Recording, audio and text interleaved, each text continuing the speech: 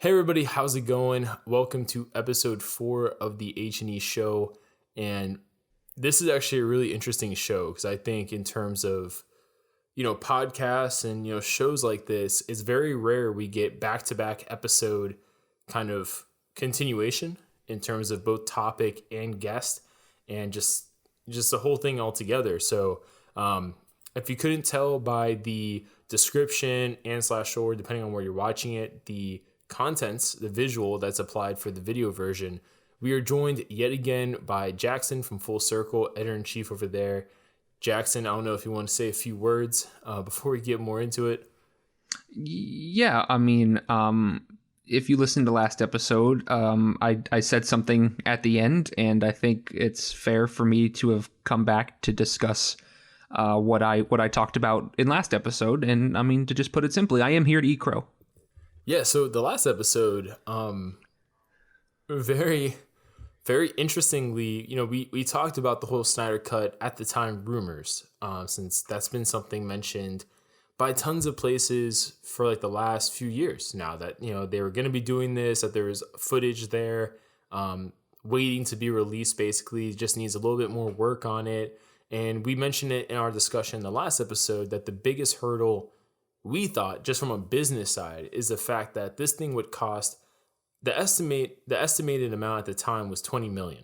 So we were like, for them to put $20 million to finish a film that's already been released to less than positive, reception critically and otherwise, it's just not a thing they do. To do something like this changes the entire landscape of film.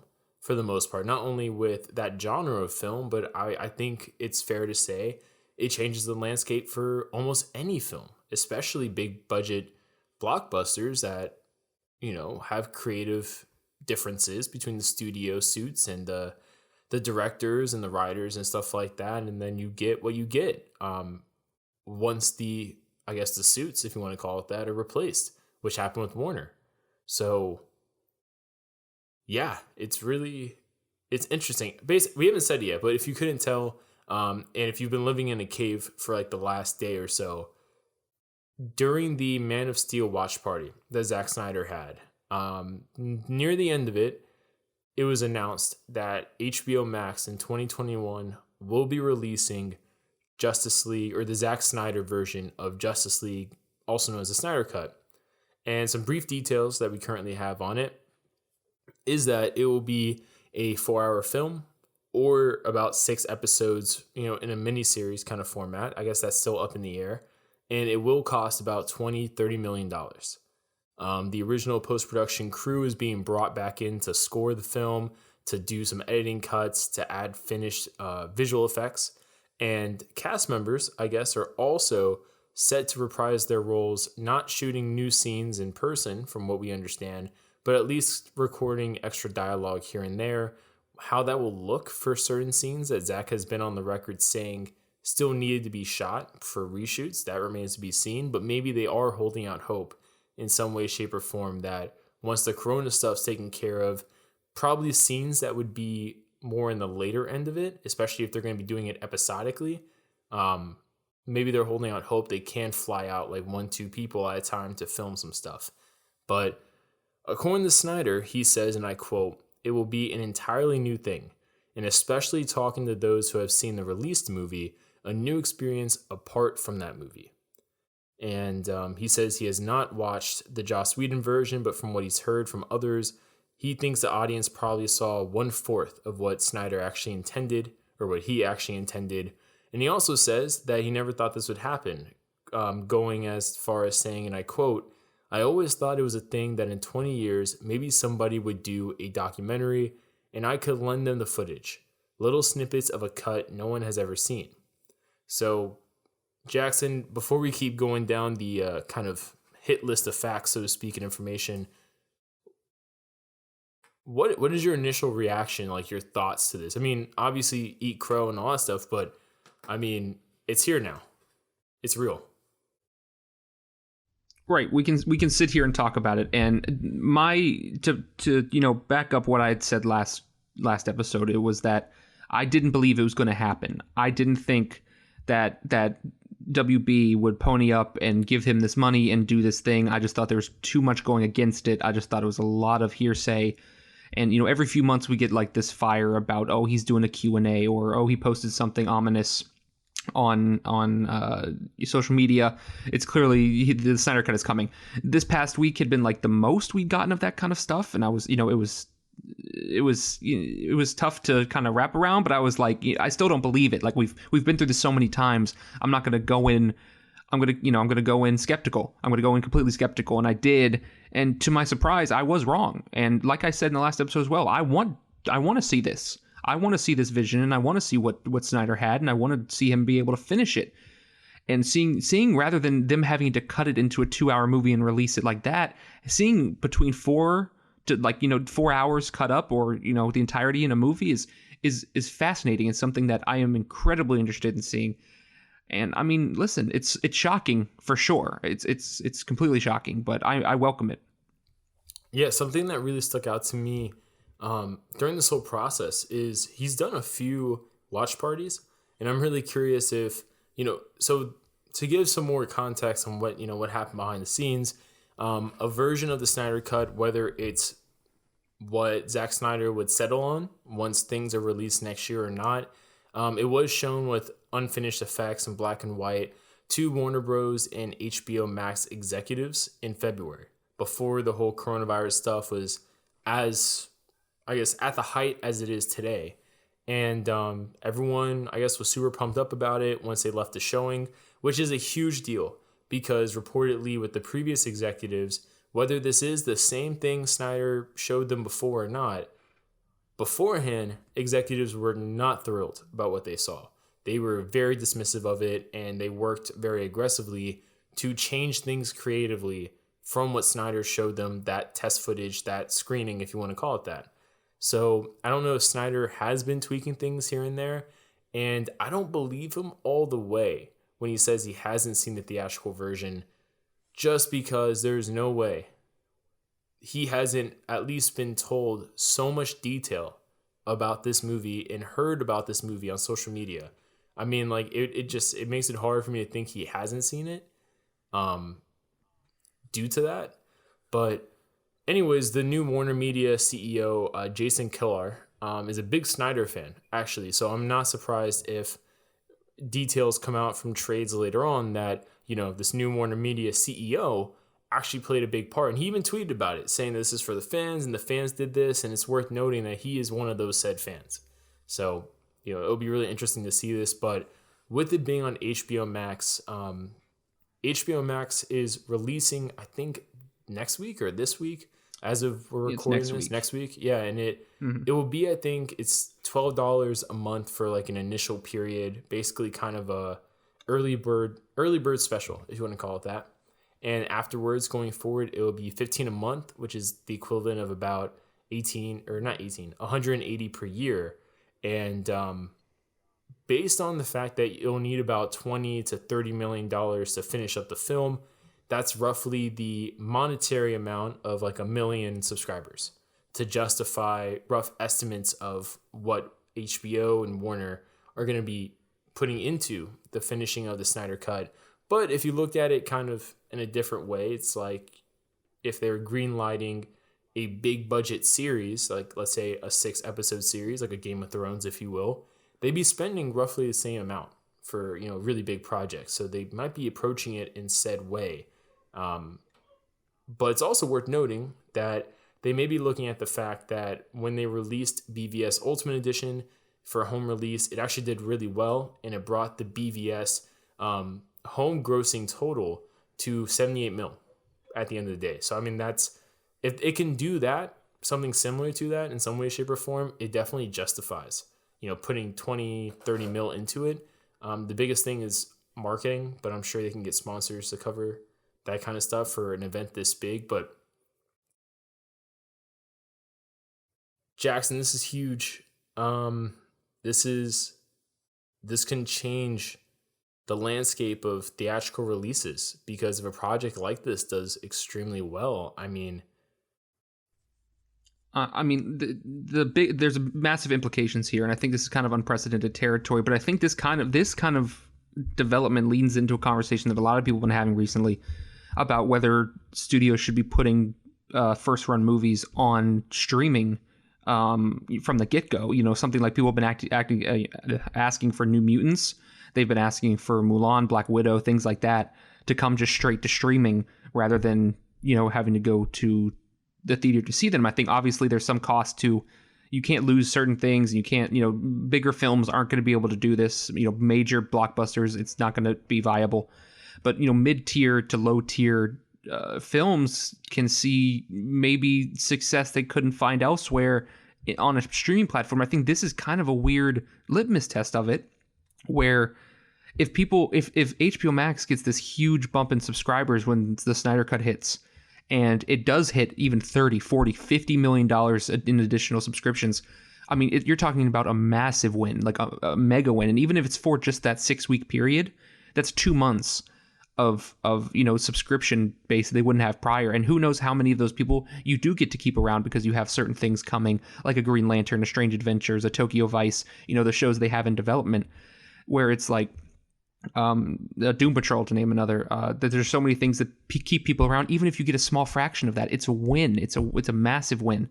And really, you're kind of hedging your bets big here, but I think it could be a massive payoff. And like you said, it could change things. Could the Snyder Cut, go off like gangbusters? Yeah, and I do want to actually correct something I said earlier when I said they would need roughly about a million or so subscribers to kind of justify the rough cost. That was assuming that people would be subscribed for 2 months, a 2-month period, not just a 1 month period. Just want to make sure I kind of clarify that.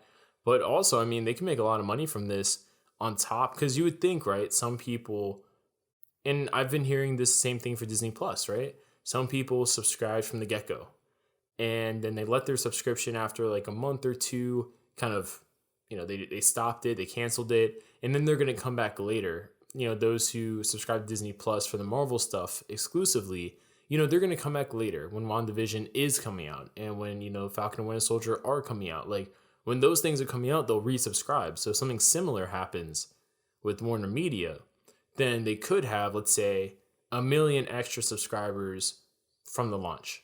And then those people, in a few months end the subscription because maybe they don't, for whatever reason, want to watch anything that Warner Media really has. They just want the Snyder Cut, and they might come back later. So then, Warner Media kind of gets double dippings, so to speak, in terms of that. But I think, what do you think about this? The whole, either it'll be a 4-hour film or 6-episode miniseries. I mean, what do you prefer in terms of the approach? It's tough, because had you asked me, had this been like a documentary kind of look at the making, what the Snyder Cut was, like something like, they were just looking in the behind the scenes, like Zach alluded to, someone making a documentary about the making of the movie and what it all happened, then I would ask for a 6-part miniseries, something like that. Not to, I know we talked about The Last Dance last week, but like just something, drawn out, like a long form documentary series. But if you're giving me a movie, I think I'd rather take the 4-hour film rather than cut it up into 6 bits. And I understand that, to make money off of this, like, you want people coming back. I would understand them doing the 6-episode miniseries and just editing it in a way that kind of, you have to come around next week to catch the next episode or whatever.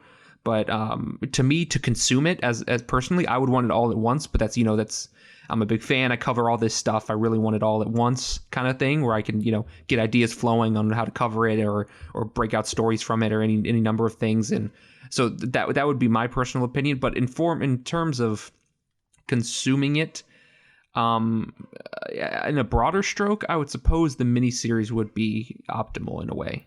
Yeah, I mean, I was actually thinking to myself, if I was, let's say, the HBO Max, the Warner Media exec in charge of this distribution of the Snyder Cut, I would do 2 different things. First off, I would do a few weeks in advance, maybe like a 4 or 5-part documentary, right, about the making of the Snyder Cut, because people would tune in to watch that. And I wouldn't focus so much on the drama from the previous attempts of making Justice League and stuff like that. Maybe you could reference it here and there, but I would just focus on this undertaking, because this is something that I feel like a lot of people want to see, how they're going to bring this to life. When you already have so much principal photography done, but you have to touch up CGI, you have to do some maybe extra voiceover work. Maybe Snyder decides he wants to redo some scenes. Does he fly actors back out? You know what I mean? Change things up a little bit to make it work. I mean, I would love to see that personally before I even see the Snyder Cut. And I think that'd be the kind of thing where you could build a lot of immediate hype, those coming weeks, just like how The Last Dance had you gripped week to week, wanting to see the next installment, even though we already know what's going to happen. You know what I mean? Like with the Snyder Cut, we already know it's going to be made. We already know it's coming out. But the journey is still really interesting. So I would do I guess a few weeks, let's just say 4, because a month has 4 weeks. So I would do a 4-part documentary if possible, leading up to the release of the Snyder Cut. And then I would do the 6-episode miniseries as well with the Snyder Cut. And then after the miniseries, the last episode's released, I would also give people on HBO Max, give them the option to also view it in a full theatrical way. So no, episodic cuts, just, once everything's released, all 6 episodes, you have 2 options, 4-hour version or, watch it episodically. So I think that's how I would do it. I think it's the best of both worlds in terms of if they want to milk this thing, get as many people subscribed for as long as possible just for this. Like, doing a pre-release documentary and then 6 episodes is, what would that be like? Definitely a solid 3 months of subscriptions. I mean, hey, do that. Go even further. Do an after show. Get some of the actors back. Yeah. Have them come talk about it. You can milk this thing dry. And to be fair, I would eat it up too, because I want to know what happened. I want to know these actors' thoughts. I want to know what Jason Momoa, after it comes out. I mean, he's been asking for this. Him and Ray Fisher have been all over this from the get-go, asking about the Snyder Cut. I want to hear what they think about it after it comes out. You know what I mean? Yeah. Jason Momoa was saying, hey, I've seen the Snyder Cut. It's better. It's better than what we got. And he's been very, very adamant about that. So let him come on and talk about it. Like, let him, let it out. Bring them back together and have them talk. And obviously, I don't foresee Affleck being, super keen on that. But hey, I'm sure everyone else would be on board. I 1,000% think he would. I think he would come back. As long as he doesn't have to worry about playing the role again, I think he'd actually be pretty chill. I think it would be if everyone else is there. Yeah, if we were in, it's difficult because if we're in today's kind of climate, when we're all stuck in the house and everything, they could do like a Zoom call kind of thing, where you bring everyone together. But depending on as we move forward into next year, productions on other things and people have other things in the works. But I think you could get these people in a room and have them talk. Let Snyder sit down with the cast that he brought together and talk out what happened and, what this movie means to them and all that.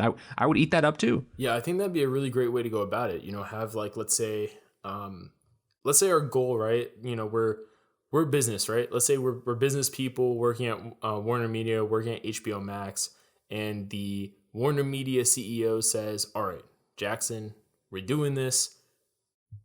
How would you do it? This is Josh's idea, right? And let's build off of this or change this, whatever. I would definitely say, look, let's do a 4-part mini series documentary. Actually, yeah, 4 episode documentary, hour each if possible. Then we do the first half of the 6-part mini series for Zack Snyder's Justice League Snyder Cut. Episode 1, 2, 3. Then, like you said, do kind of like a halftime show, if you will. It could even be like an hour-long, 2-hour-long special. It doesn't have to be broken up into episodes. Just have them sit down and talk, and maybe break down the first half and break down the second half. Same thing. Yeah, and then after that you do the last 3 episodes. Then you do the same exact thing, for the second half, and then you release the whole thing if people want to, watch it in an entire, 4-hour single format. I think that would milk a solid 3 months of content right there. And there's also, the possibility that they do release this on Blu-ray or on DVD. 1,000% down the line. They will. I 1,000%. And hey, seeing BVS's money, if people don't want to subscribe to HBO Max, they will eat that money up buying it on DVD and Blu-ray. Yeah, I mean, I think they will because they're going to want to do something where, I mean, they usually do this, I've noticed, but, Snyder especially, he loves the engagement. He loves being able to go into things. So I think when this is all said and done, they're going to release it on DVD. They're going to call it something like Justice League Ultimate Edition. Or And Zack Snyder's Justice League is yeah, Zack Snyder's their Justice marketing League it, right? Ultimate Edition, And then whatever. hey, they'll have some exclusive behind the scenes, featurettes and stuff there too. A completely different thing, maybe, Well, if I was releasing this on from what we already DVD, got. I would put that documentary series be a part of it. I would bundle that in the DVD that also, or the Blu-ray that also has the actual film, and then put in like a director's audio commentary or something, or director, cast and crew audio commentary, or whatever they want to do, because this is for the fans. So I mean, in my opinion, not every fan's gonna get Warner Media, and not every fan's, or not Warner Media, geez, HBO Max. Not every fan's gonna get that, and not every fan that gets it will keep it forever. So someone might want the Blu-ray, so they can kind of one and done buy it, and then just watch it whenever, without having to get a subscription to something. But at the same time, the thing that, I mean, I'm just really curious, because certain things, like I know a lot of people are excited about Martian Manhunter, because General Swanswick is technically Martian Manhunter. That's been confirmed at this point. How are they going to do that for the for the Snyder Cut? Because that just wasn't filmed.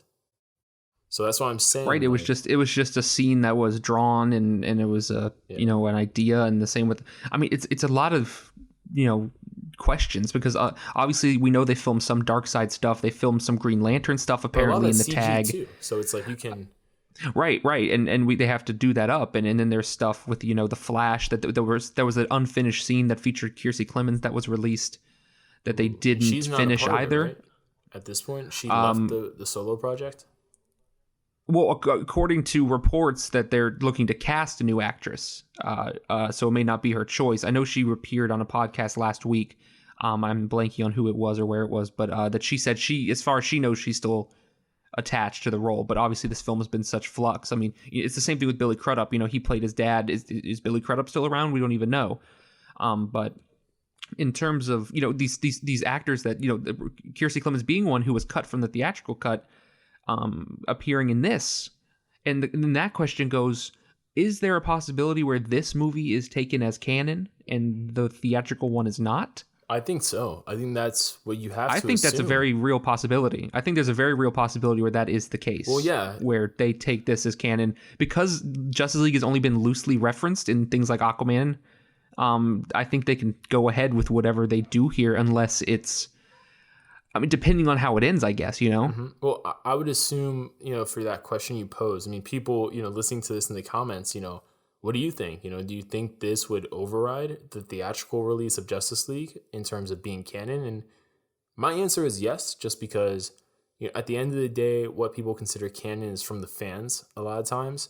And the whole reason people were upset about Justice, not the whole reason, but a big part of the reason people were upset is because they didn't think it was Snyder's vision, and his vision is the canon in terms of this. So I think automatically, if Snyder is making his version of this movie as he originally intended, it automatically supersedes as canon, since it's his vision at the end of the day. Right, and I mean, things like Wonder Woman and Aquaman could be affected moving forward. Yeah. I don't think that Aquaman heavily, 2, because he was still involved with Aquaman, like James Wan. Well, right, but I mean, like the trajectory of where they go potentially is where maybe they lean heavier into the Snyder stuff after we've had all of this stuff about it going away and them trying to move forward with it. I know that this can kind of transition into the Henry Cavill conversation. Yes. Given that he was present during the announcement, seemed very excited about it. Well, we can push that back to the last. Yeah, I mean, we could do that. I mean, I just think it's very telling that he was there, and I think that a lot of these actors are very much on board with Snyder's vision, as they were, and they've always come out and said that. I think that Ezra Miller was, and I think when Ezra Miller had that spat with with Goldstein and I'm blanking on the two directors they had attached, when he went to go write his own script, and apparently it was much darker with Grant Morrison. It was darker and it was more Snyder-esque.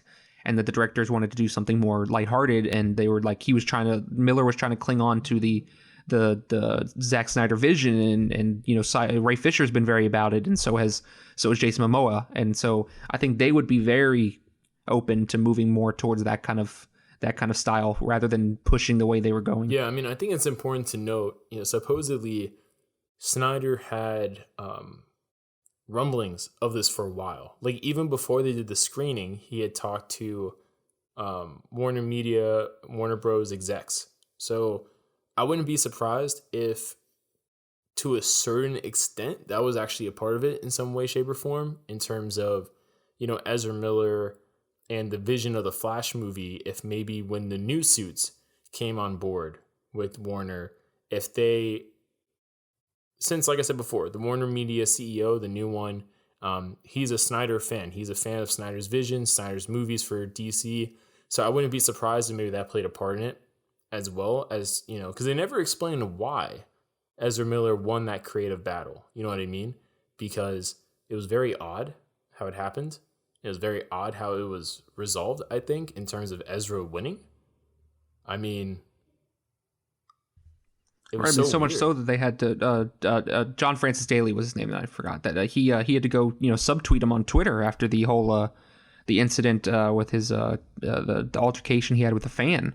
That he had to come out and say something about how he was upset about Miller's kind of taking over of the project there for a minute.